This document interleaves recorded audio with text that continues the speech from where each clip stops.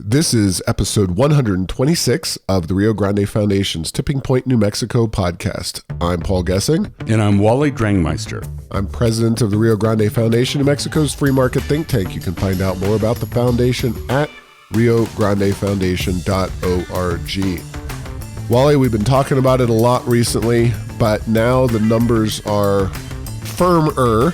You never know when it comes to New Mexico's oil and gas largesse and just how much money that is going to spin off. But the Albuquerque Journal has a piece in this week's paper talking about the big Red River confab of the Legislative Finance Committee. The state is estimated to have $907 million in new money available for the upcoming budget year. That is on top of what we practically saw, another $1 billion increase in the general fund between last year and this year. So a little over $6 billion to $7 billion. And now we're talking about $8 billion available in 2021. Just astonishing numbers there, Wally, coming out of the Permian Basin. And New Mexico's budget is definitely benefiting. Without a doubt, the budget is benefiting. And as we saw in the last session, $1 billion goes very quickly in Santa Fe. And I have a feeling $2 billion will go very quickly. The one thing we haven't heard any talk about is, what about reducing taxes? What about giving some money back to the people who pay taxes in New Mexico or keep things low? It always seems to be program, and I haven't heard any talk of that. We've talked about maybe we could reform the gross receipts tax and get long-term economic growth on a higher plane, but it just seems like right now, all I'm hearing is spend. Have you seen anything that would indicate otherwise at this point? Well, it's not so much that there's been any proposals for tax reduction or reform. I remain hopeful. The folks in charge, Democrats, are not likely to widely broadcast their intentions or ideas. The obvious expectation is that they'll spend more money, but even that, you have to wonder at a certain point if you get diminishing returns, even from a big spender. And of course, the most interesting proposal to come out of Santa Fe comes to us from the Santa Fe New Mexican. New permanent fund proposed for early childhood education. Now, we're going to do an entire podcast on this coming up this week, really going deep into detail on permanent funds and their impacts. But the notable thing about this is that it is a permanent fund ostensibly for the benefit of early childhood education and those kinds of programs that have been so discussed over the last several years. And notably, John Arthur Smith, Senate Finance Committee chair, at least has given his tentative blessing to the idea of a brand new permanent fund for early childhood education created out of some of this largesse. So that by itself, one man, it has legs. Let's just say it that way. So, well, that's like if you're watching, the 10 Commandments. John Arthur Smith is Moses, so he is a powerful force of what happens from a fiscal and economic point of view, policy wise, in the legislature. So I'm with you. If he says he would consider it, I think it'll be considered. Well, to take a more timely example, as a summertime watcher with my family of America's Got Talent, it's kind of like you got the singer at the early stages and you got the 4 judges up there. If Simon Cowell says they're good, they've got a chance. If the rest of them, well, let's see what Howie has to say. But Simon is the one that's got the mojo behind him. Either way, there's definitely going to be some talk of a brand new permanent fund, and we're going to talk, like I said, about details on that in a next podcast. But another aspect of this oil boom, and wrote a letter to the editor, a shorter piece for the Carlsbad Current Argus. You can also find that at heirsofenchantment.com. There was conversation. The Secretary of Transportation was in Carlsbad talking about the infrastructure challenges of Southeast New Mexico. The Albuquerque Journal editorialized in a pretty positive way about this, but at least among the ideas being floated for maintaining infrastructure in Southeast New Mexico, and we all recognize that there are infrastructure needs in Southeast New Mexico. The oil and gas industry does take a bit of a toll on some of the roads in terms of big trucks driving around and getting from place to place. Now, that's all well and good for the oil and gas industry to have to maintain some of those roads kind of out into the oil patch. But for the bigger roads, also many of which are overtaxed from oil and gas trucks as well as traditional vehicles, to have oil and gas industry and money coming in locally for that is kind of ridiculous. We need some mechanism for this largesse coming out of the Permian Basin to be reinvested in infrastructure to keep that Permian Basin boom going. Well, not to get into the details, certainly the podcast has discussed the incentives for the film industry, but consider, if you will, Rod Serling, consider, if you will, if the film industry were to have to pay for what they received in terms of they use the roads, they use a lot of infrastructure that's public. And we're talking these roads are basically just, those are common roads used by everybody. Do they create more wear and tear on them? Yes, they do. But as we said, these are the billions and billions of dollars that are coming in.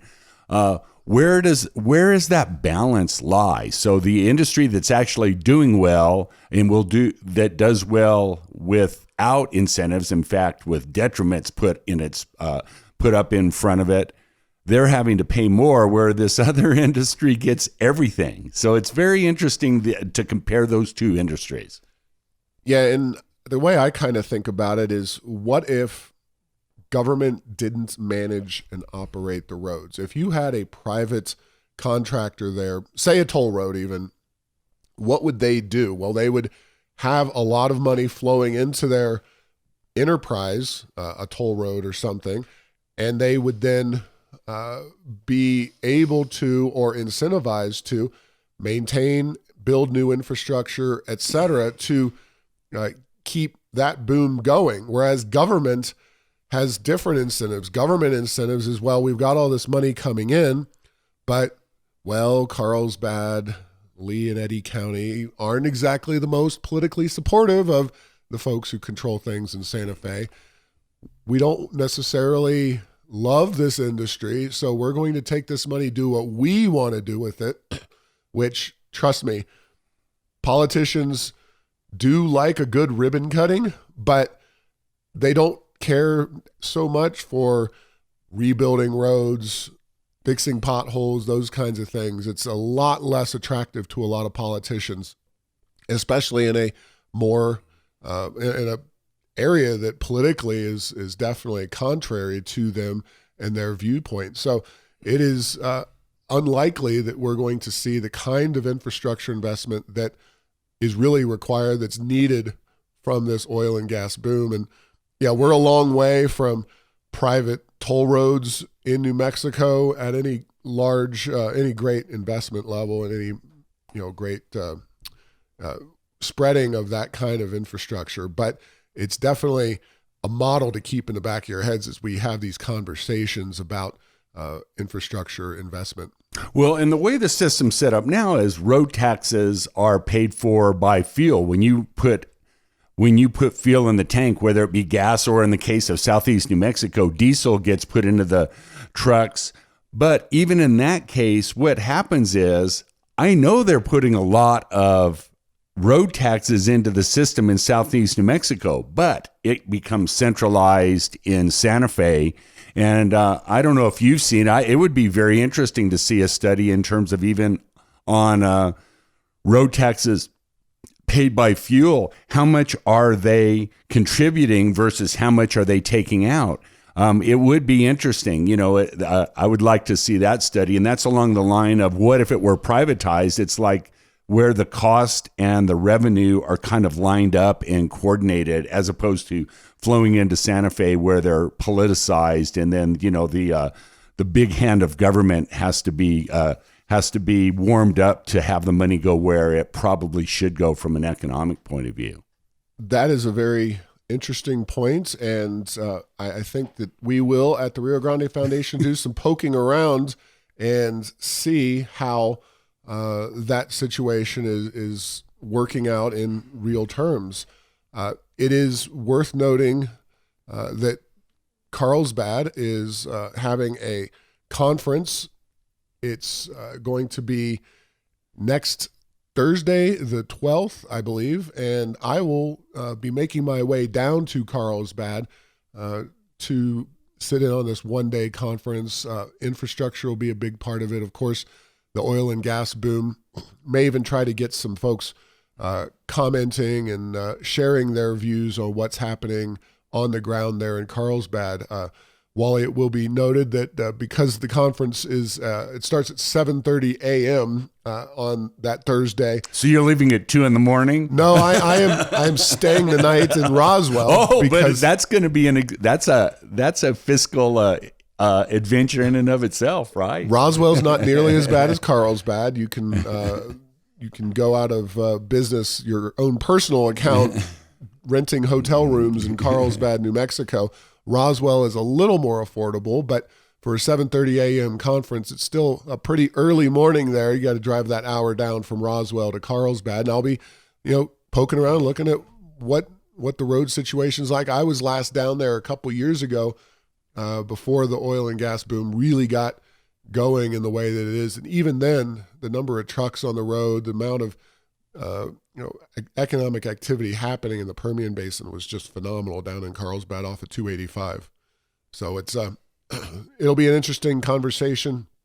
And like I said, I'll try to bring back some good commentary, interviews even from folks who are down in that region, kind of firsthand experience, because it really is the epicenter of New Mexico's economy right now, in terms of what's generating the revenues and what's driving our state forward.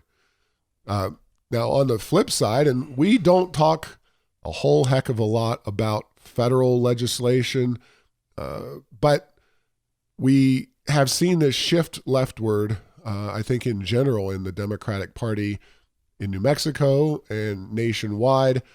And, right to work has always kind of been an accepted thing since the 1940s even.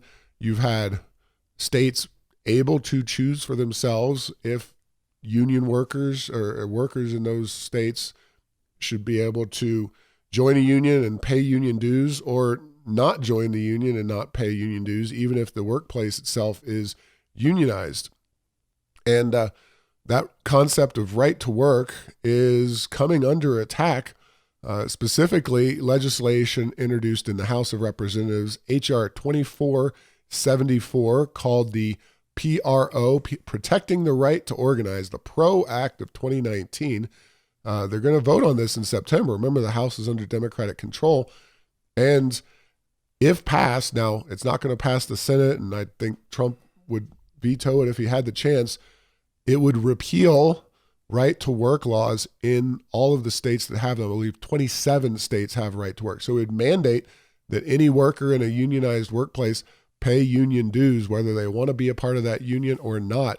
There's other aspects of the law that make it easier to organize, that make things more difficult for people who don't want to be a part of a union. Remember, it's Labor Day weekend we just passed, so this is kind of on the agenda for the House of Representatives when we come back in. But it is worth noting that the discussion in Washington, D.C. is shifting. And, if you get an Elizabeth Warren in there, you get a Democrat Senate, they definitely will come gunning for things like right to work. New Mexico not being a right to work state, but still it is a beacon of hope that someday New Mexico becomes a right to work state. And this would squash that at the federal level. Well, and for me, kind of as I look at it, the big picture, things like this, look at, in the South, many of the right to work states have attracted investment in the auto industry from, German, Japanese, also, domestic brand of automakers. the United States is struggling, frankly, relative to other industrialized countries in terms of our economic freedom index. And then the question I have, in addition to putting those states that have right to work out of the business, does that make the United States a less attractive place for investment overall? That's one of the things that I see that happens. Or is this one of those things that, it's like when the Republicans voted to, replace and repeal Obamacare. They did all of these knowing that there was no, when the House did it, knowing there's no way the Senate was going to do it and Obama wasn't going to sign it. But then when they have power, they still going to do that. I have hope. I'm not sure hope is a strategy for good public policy, but I have hope that some of these are kind of in the spirit of the advanced socialist presidential campaigns, that if they ever have the ability to do it, they might take a second look at it. But again, that's just a hope. That's not to say that would happen. I definitely agree with you. It's one of those things. I held out hope that Obamacare was not going to be a thing when Obama got elected, because he talked in such generalities during his initial run for office. And to be fair, with most of the Democrats running for president at this point, Obama would be right there just to the left of Biden, but to the right of almost every other Democratic presidential candidate, as I see it now. Absolutely. They would be criticizing Obama for being part of the establishment moderate Democrat Party that they are trying to move so far to the left. I couldn't agree more. Yeah. And of course, we're seeing that clearly on the issue of Obamacare and healthcare, whereas, Rio Grande Foundation, we could go chapter and verse on all of the problems that we foresaw with Obamacare. It's obviously not worked out. And what we're seeing, of course, in this presidential race is a rush to Medicare for all, although some have backed away from that. They recognize from the left that Obamacare has not been a success in doing what it's supposed to do, or was theoretically supposed to do, which is cutting healthcare costs. Instead, we're seeing the continuing increase in healthcare costs. When they will try the free market option of getting third-party payers put to the side and restoring that relationship between doctors and their patients, that not just from a personal basis, but also from a financial basis, that's anybody's guess. But including pricing. Exactly. Well, pricing is the ultimate. Yeah, transparent pricing. Yes. What does this cost? Right. That is the core of everything. And that's perhaps a discussion or interview for a different day, when we have somebody who wants to go chapter and verse on all the issues going on in Washington, D.C. Daniel Turner did a nice job talking just about the Green New Deal and those kinds of issues. But there's so many things happening as we get into the presidential campaign, and it's something I don't want to talk about all the time, because it's talked about on every TV network from here to next November. We don't want to put CNN and Fox News out of business. No, sir. That's too much, too much. Another local issue, though, really local here to the city of Albuquerque, but I guess you could kind of circle this one back also to the oil and gas boom indirectly. Railyard site prep could cost city $50 million to $80 million. And I guess you could really say this is both a combination of oil boom, the fact that they've even got $50 to $80 million to contemplate doing something with that Railyard facility. But of course, the other thing is Randall O'Toole and the romance of the rails we've talked about. This Railyard's building, you see the pictures, if you go by it, it is a monstrosity. It's huge. I mean, for its day, it was a useful facility for servicing and rehabbing. I think they just did steam engines there. I don't think they have done any diesel engines. Those require a lot less maintenance and kind of working over. But it's a huge industrial facility, Superfund issues. Yeah, the solvents and the leaked fuels over time that are in the soil around there. It's quite a place. Yeah, and they do some things like having a farmer's market, but $50 to $80 million just to prep the site. Oh yeah, to get ready. That's before you build one thing. Now you look at this facility and you think, well, I mean, I could see some kind of loft apartments down there. It's not in a great area. Now you put that kind of money into a facility like this, and you have something like that. Maybe you can start to spur that south of downtown. I guess you'd call it SoDo, right? Yeah, Edo and SoDo. Yeah. It just astonishes me that anyone is actually considering pouring that kind of money. And of course, the state of New Mexico would be the sugar daddy in so many ways for this kind of proposal if it were to happen, which gets into the permanent fund issue and where some of this infrastructure money comes from. But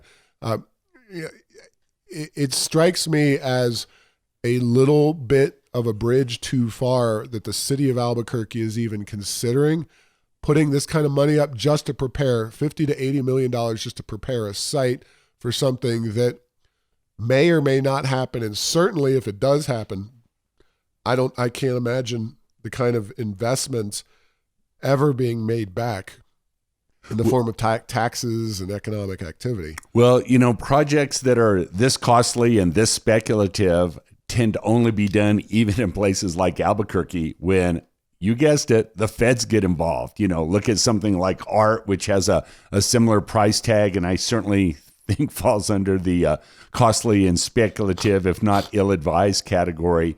Yeah, for New Mexicans to pay money that we could actually put to other causes, and that is economics, by the way, even in a socialist approach, is where are you going to put your resources that you get the most good? And is this the most good for $50 to $80 million to start out? I don't know. It seems like I'm with you at this point. That maybe seems like it's a bit of a stretch.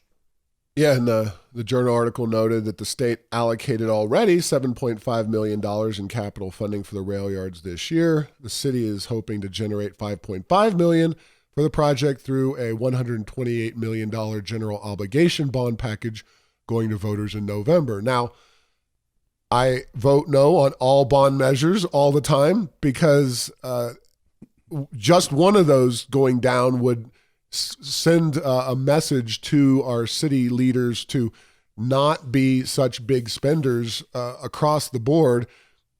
But this one in particular, it pays to read through those bond measures if you are on the fence, because if you squash $5.5 million on a big bond measure and kind of it comes out that is why voters opposed it, that would stop this kind of out of control investment or spending of $50 to $80 million. And remember, under R.J. Berry, there was a conversation about a city public-private partnership, if you will, for a new high-rise downtown in Albuquerque. And that was widely panned, including by us, as a building in search of people actually to use the building. There's this mentality of let's build something and we'll just attract folks. It's not Iowa cornfields, folks. If you build it, doesn't mean they will come. And this, unfortunately, the Railyards project seems like that kind of thing. It is a historical facility, but I don't know that when you look at all the various historical facilities that you have around our city, our state, our country, that an old repair shop really rises to the level of prominence that you would want to spend the kind of money that they're talking about. Yeah, and the facility itself, it's a great movie set for post-apocalyptic kind of movies, or places for the characters from Breaking Bad to meet, at 2 a.m. to do deals out of the site of. We have a lot of those, Wally. Well, we do, but I'm with you. It's like everything that's old and historic doesn't necessarily deserve to be maintained, and it is basically a windowed warehouse of a style that hasn't been built in a long time. But I do think that this 50 to 80. Would also include raising that facility at some level, because if you're going to have to use that existing structure and shell, maintain that to do something with the site, I think that's like game over times 10. That would just so limit what you could do. So, You got it. Well, it'll be interesting to watch. I know that Isaac Benton and Pat Davis will be there on the front lines fighting for more government spending, more money. They're always willing to take on any cause to expand the size of government in the city of Albuquerque. And unfortunately, they're both up for election. And, my bet would be that both of them get reelected from their very, very left-wing districts. Energy Transition Act, Wally. The gift that just keeps on giving and probably will for months, if not years to come. A perennial topic on this podcast. But things keep happening. Yeah, there's and not just small items. There's big news almost every week comes out on this. Yeah, so the latest news, of course, is the New Mexico Supreme Court is going to be discussing and hearing an issue that a lawsuit was brought forth by P&M and 5 environmental groups. That alone should be an indicator to folks of where this whole thing is heading and coming from. And then the people being sued, the defendants are the PRC of New Mexico. And elected officials. Yes. So people whose charter, the only folks officially in this entire issue whose charter is to protect ratepayers. That is another factor here that should be clear. Or at least balance the interest thereof. Right. So they have ratepayers in their their charter. Yeah.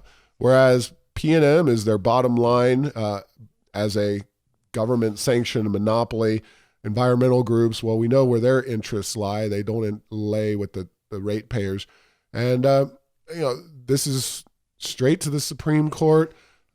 Groups like the Western Resource Advocates, Coalition for Clean Affordable Energy, Sierra Club, the International Brotherhood of Electrical Workers, Local 611 also joined, which is surprising if you haven't followed this issue or don't know what's going on. But in this state, if you're generally on the left, unless you're so far to the left that you just don't care, which New Energy Economy, God bless them, they are in that group of, we are beyond the environmental groups like the Sierra Club, which is saying something.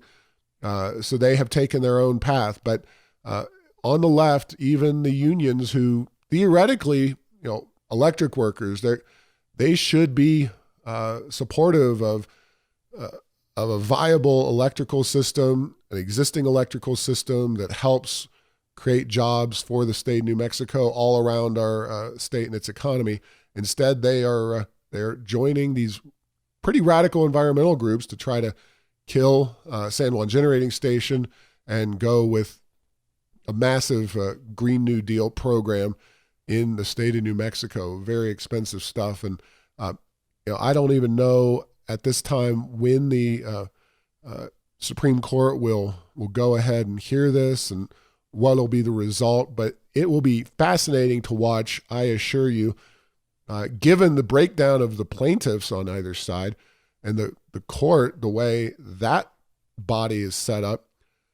I couldn't tell you. Sometimes you get a obvious decision that, well, it's a partisan thing where the Democrats control that court and they're going to support one side or the other. But this one, I think all bets are off. I think this is going to be a really interesting decision here by the New Mexico Supreme Court whenever it comes down.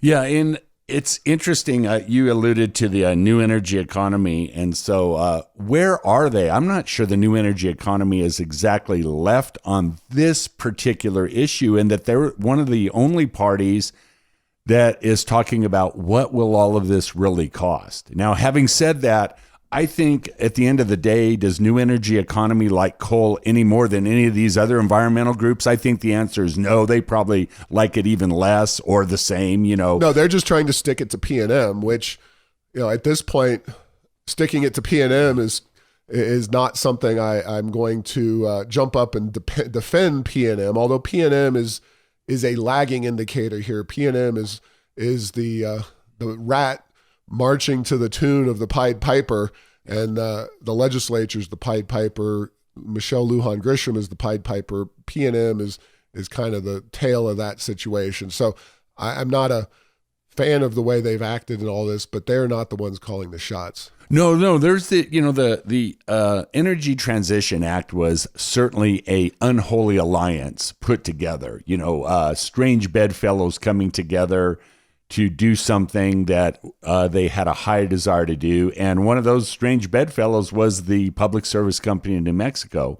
But then the PRC doesn't play along, and it kind of goes from being a blip on the radar screen from the news to now the news in New Mexico on a weekly basis. And like you say, when this comes out, we will see what happens. But the PRC is not done either. Let's just say the Supreme Court says, PRC, you go ahead and you do what the legislature said, no questions asked.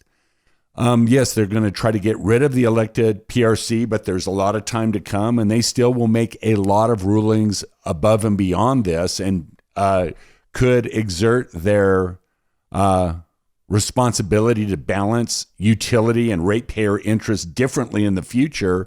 And we could see this problem come up for many years until there's some, a stabilizing, either appointed commissioners or people finally run out of ammunition and peace breaks out in the electric regulation world.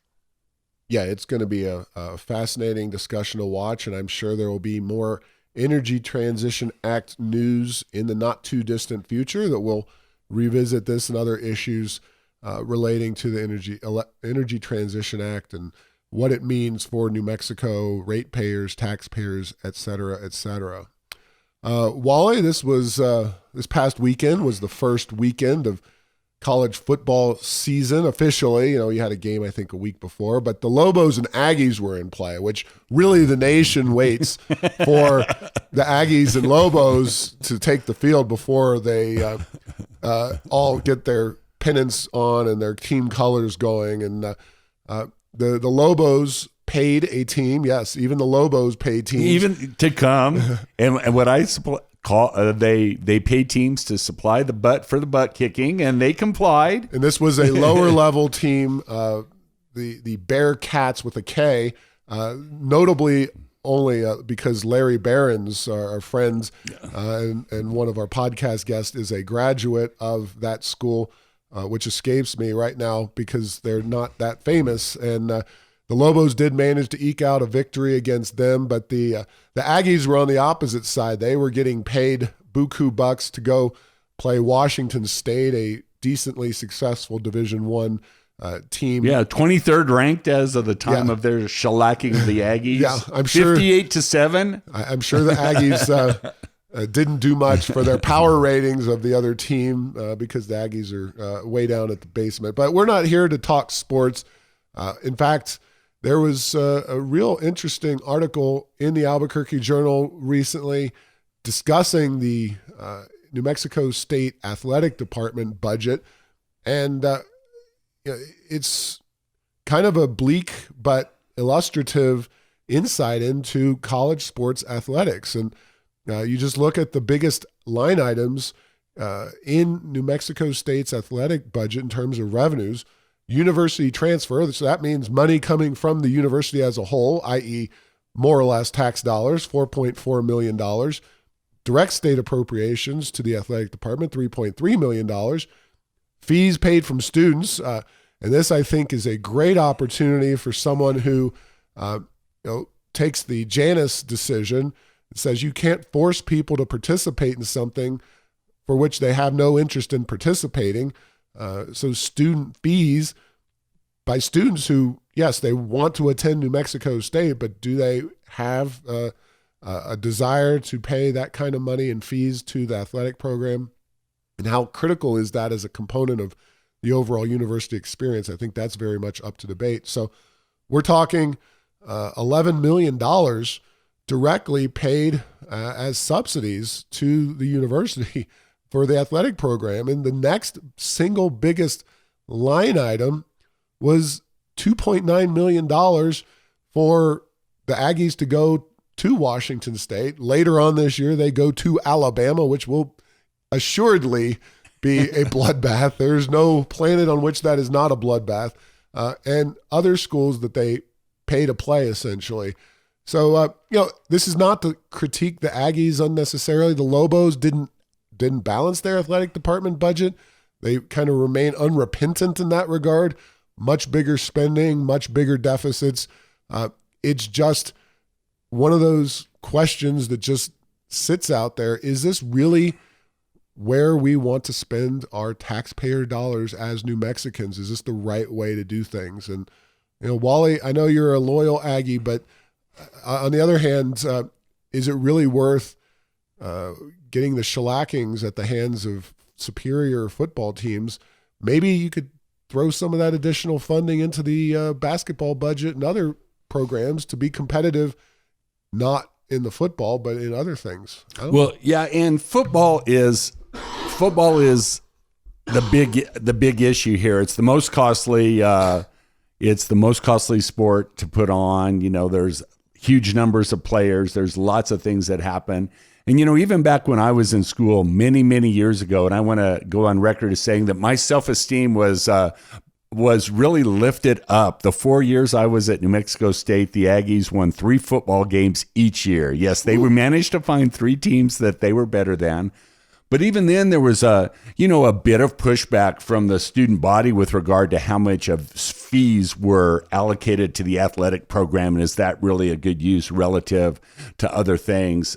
There is this belief. It's almost a religious, spiritual belief that if you don't have football, somehow your university is a diminished institution. It doesn't matter how many scientific or economic discoveries, how successful your student body is. If you don't have football, you are somehow an inferior class of institution. And to hold that belief is expensive, and not just one time. It's expensive every year. You got it. Well, we made some headwaves or some waves, I should say, in New Mexico's media when we just playfully suggested merging the Aggie and Lobo football teams. But I will say there's 2 famous examples. Well, 2 examples, maybe not famous. One of them is famous. University of Chicago, known nationwide, worldwide even, as one of the most academically successful universities in the entire country. They famously abandoned their football team several decades ago. Yes.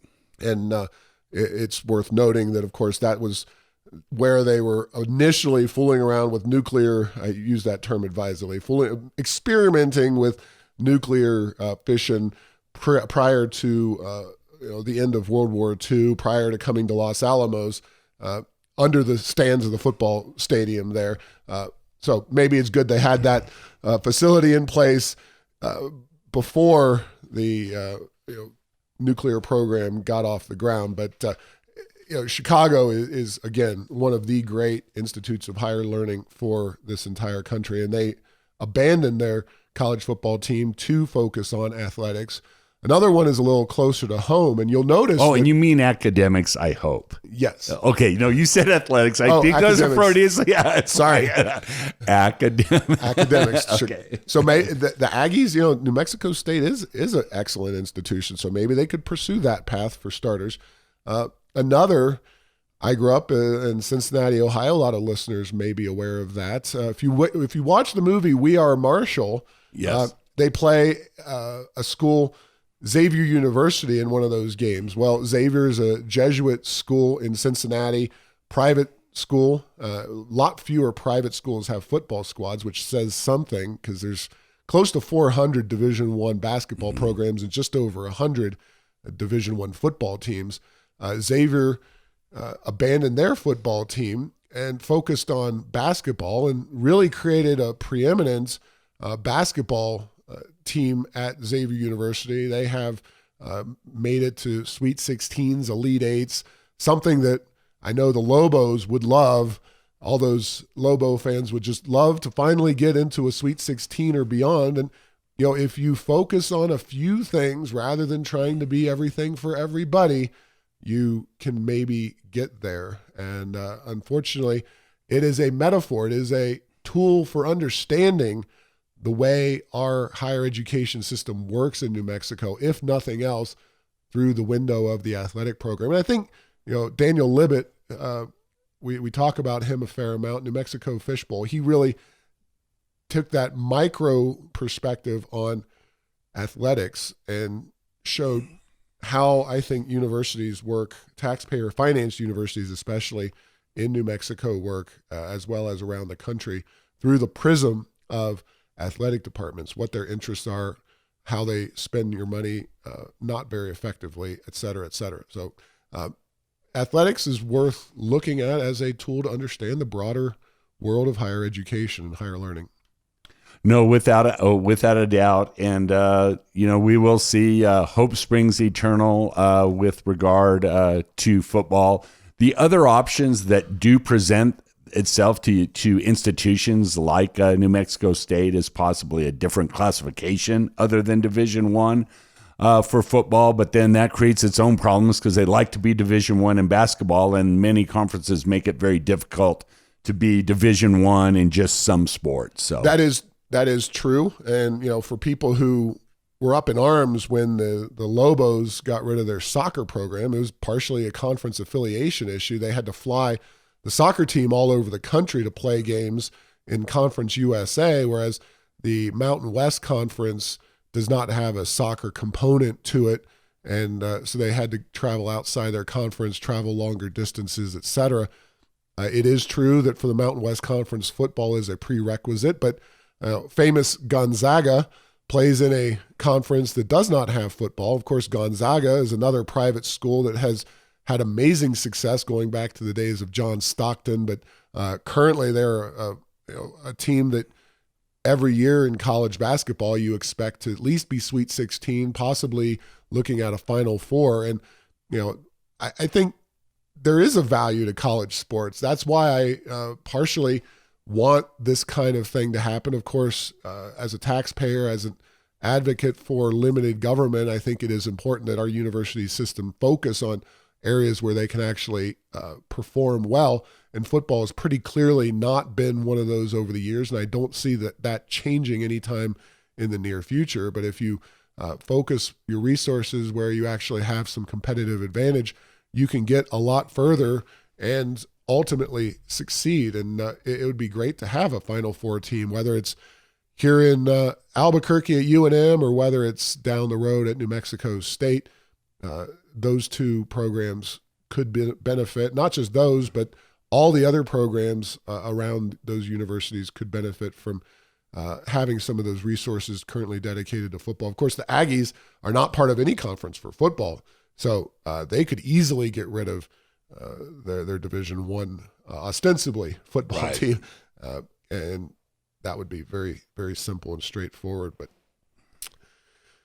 so we come to the end of this week's podcast. Actually, one quick note before we let you go.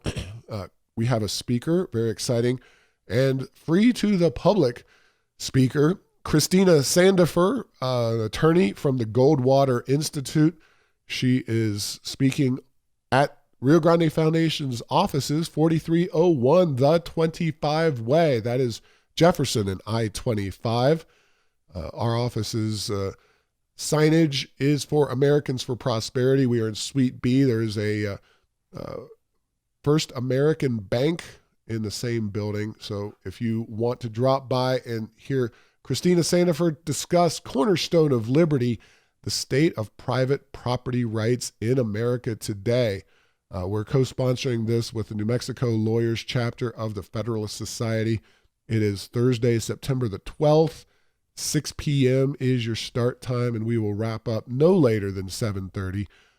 More information is available at airsoфenchantment.com or riograndefoundation.org. Christine is great. She is a wonderful advocate for free markets, limited government, personal liberty, and Goldwater, of course, is the Arizona edition of the Rio Grande Foundation. They are independent. They do their own thing down in Arizona, but they're obviously a neighboring state and one that is doing much better economically long-term than we are, despite they're not having basically an ounce of oil in the state of Arizona so far as I know. So come on by September the 12th. That's a Thursday evening, 6 p.m. at our offices, and visit with Christina Sandifer. It'll be fun. And that is where we're going to leave it today. Thanks for listening to this week's podcast. Make sure to get the latest edition of Tipping Point New Mexico by subscribing at Apple Podcasts, Stitcher, and Spotify. You can post or comment on this and other episodes on Facebook and Twitter, and tell Google Home to play Tipping Point New Mexico. Thanks to Path 3 Marketing for producing this show.